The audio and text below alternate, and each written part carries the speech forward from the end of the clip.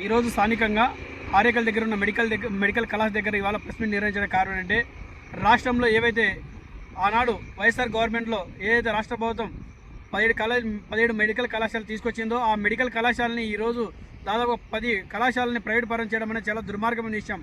మేమేం అడుగుతున్నామంటే ఈ కూటమి ప్రభుత్వానికి, నారా లోకేష్ గారికి ఆనాడు యువగల పాదయాత్రలో మేము మెడికల్ కళాశాలలు ఏవైతే ఉన్నాయో వాటిని ప్రైవేటీకరణ చేయము, ప్రభుత్వంగానే కొనసాగిస్తామని చెప్పి ఆనాడు యువగలంలో ఈ నారా చంద్రబాబు నాయుడు అయితేనేమి, నారా లోకేష్ గారు అయితేనేమి, ఆ యువగలం పాదయాత్రలో లోకేష్ గారు కూడా చాలా స్పష్టంగా ప్రజలకి తెలియజేయడం జరిగింది.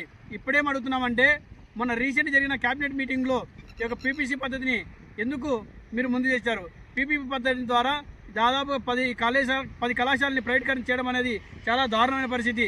ఇవాళ వెనుకబడిన ప్రాంతం ఒక ఆదోని అయితే ఈ గతంలో సెకండ్ ముంబైగా పేరుగాంచిన ఆదోనిలో ఇవాళ పరిశ్రమలు లేక, దాదాపు కళాశాలలు లేక, ఇవాళ సరైన హాస్పిటల్ లేక, సౌకర్యాలు లేక అనేక రకాల ప్రజలైతేనేమి, ప్రజల వాళ్ళ పిల్లలైతేనేమి అనేక రకాలుగా సమస్యలతో కొట్టుమిట్టాడుతున్న పరిస్థితి కనబడుతున్నది. మేమేం అడుగుతున్నామంటే ఈ కూటమి ప్రభుత్వానికి తప్పనిసరిగా ఏదైతే 10 కళాశాలని మీరు పీపీపీ పద్ధతిలో ప్రైవేటీకరణ చేయాలని మీరు అనుకున్నారో దాన్ని తక్షణమే P4 పద్ధతిలో తక్షణమే వెనక్కి తీసుకోవాలని చెప్పేసి ఈ విధంగా కేంద్ర ప్రభుత్వానికి కానీ రాష్ట్ర ప్రభుత్వానికి ఈ పద్ధతిలో డిమాండ్ చేస్తున్నాం. మీరు కేంద్ర ప్రభుత్వంతో ఒక బీజేపీతో పొత్తు పెట్టుకొని ఇవాళ 10 మెడికల్ కళాశాలని ప్రైవేట్ చేస్తూ పేద ప్రజలకు అలాగే పేద విద్యార్థులకు కడుపు కొడుతున్న పరిస్థితి కనపడుతున్నది.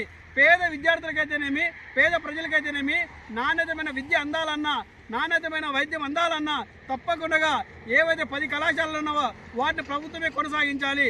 ప్రభుత్వం కొనసాగిస్తే దాదాపుగా అందరికీ మెరుగైన వైద్యం అందుతుందని చెప్పేసి ఈ సందర్భంగా తెలియజేస్తున్నా. ఇప్పటికీ మెడికల్ కోర్సులు చదవలేక విద్యార్థులు ఇతర ప్రాంతాలకు వెళ్ళాలన్నా, ప్రైవేట్ కళాశాల చదవాలన్నా వేల రూపాయల ఫీజులు కట్టలేక ఆ యొక్క కోర్సులకైతేనేమి, ఆ యొక్క చదువుకైతేనేమి దూరం అవుతున్న పరిస్థితి కనబడుతున్నది. మేమేం అడుగుతున్నామంటే వెనుకబడిన ప్రాంతంలో రేపు జిల్లా కాబోతుందనే ఆరోపణలు వస్తున్నాయి. ఆ జిల్లా అవుతే ఈ ఆదరణ కూడా అభివృద్ధి అవుతుంది. జిల్లా అయితే ఇక్కడ మెడికల్ కళాశాల కూడా వందలాది మంది విద్యార్థులు, పేద విద్యార్థులు చదువుతారు. ఈ యొక్క పేద విద్యార్థులు కూడా మంచి నాణ్యతమైన విద్య అందుతుంది. దీనివల్ల వాళ్ళ యొక్క వాళ్ళ యొక్క తల్లిదండ్రులు కూడా మంచి ఆరోగ్యమైన సౌకర్యాలు కూడా దొరుకుతాయి. ఇలాంటి వైద్య సౌకర్యాలు లేక ఇక్కడ ఏ ఒక్క పేషెంట్ హాస్పిటల్లో జాయిన్ అయితే కూడా ఆ యొక్క పేషెంట్ని ఇక్కడ నుంచి కర్నూలు రెఫర్ అని చెప్పేసి దాదాపుగా 98 కిలోమీటర్ల దాకా పంపిస్తున్నారు. ఆ యొక్క ఇక్కడ నుంచి అక్కడికి వెళ్ళే లోపల ఆ యొక్క వాళ్ళ ఆరోగ్యాలు అన్ని ప్రమాదాలు జరుగుతున్నా, అన్ని ఇబ్బందులు జరుగుతున్నా కూడా తప్పనిసరి పరిస్థితుల్లో వాళ్ళ ఇబ్బందులు ఎదుర్కొని కూడా వెళ్ళాల్సిన పరిస్థితి ఉన్నది. మేమేం అడుగుతున్నామంటే అంత దూరం వెళ్ళేదాకా ఉన్న కళాశాలనే మనము ప్రభుత్వంగా సాధించుకుంటే ఇక్కడే అన్ని రకాల సౌకర్యాలు, అన్ని రకాల వైద్యం కూడా అందుతుందని చెప్పేసి ఈ సందర్భంగా తెలియజేస్తున్నాం. ఈ యొక్క మెడికల్ కళాశాలని ప్రభుత్వం ఏమాత్రం కూడా కొనసాగించకపోతే రానున్న రోజుల్లో ప్రజల్ని, విద్యార్థుల్ని అందరినీ సమీకరించి పెద్ద ఎత్తున ఉద్యమాలకు కూడా సిద్ధమవుతుందని చెప్పేసి ఈ సందర్భంగా తెలియజేస్తున్నా. ముఖ్యంగా వెనుకబడిన ప్రాంతంలో ఇక్కడ పరిశ్రమలు లేక, ఈ యొక్క జనాలకు సరైన సౌకర్యం లేక అనేక రకాల ఇబ్బందులు పడుతున్నారు. ఈ యొక్క మెడికల్ కళాశాల వస్తే దాదాపుగా 40 పడకల నుంచి 100 పడకల ఆసుపత్రి తయారవుతుంది. దీంట్లో వందలాది మంది విద్యార్థులు కూడా మెడికల్ కోర్సులు చేయొచ్చు.